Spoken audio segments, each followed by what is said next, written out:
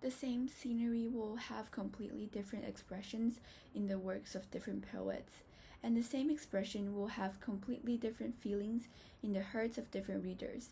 Different people have different feelings for the same task, is exactly referring to the richness brought by the ambiguity of poetry, which is actually a wonderful feeling. Today I want to share with you Bai Juyi's poem, Grass on the Ancient Plain, Farewell to a Friend. How about the ancient grassland? It is not a precious variety, nor is it a lawn cultivated in the garden, but wild grasses. The most important quality of wild grasses is tenacious vitality.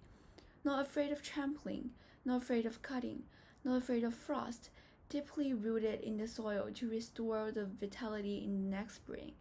Why this poet wrote the verse, "Wildfire can burn them up again."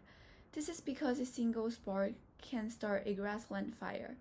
The wildfire on the grassland is not a small disaster that can be easily warded off, but has the power to devour heaven and earth.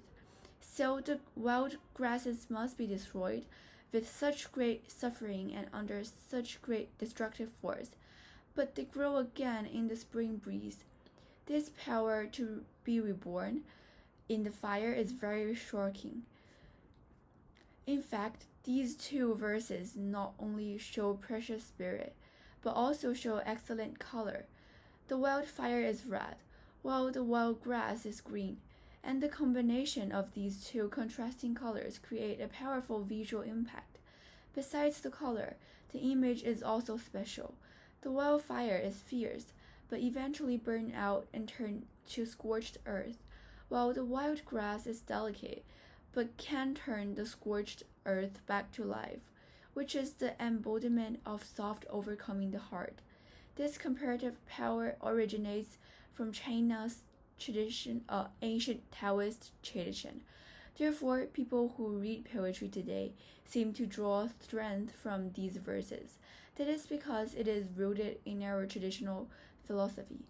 Neither grass nor ancient grassland is the protagonist, just the background.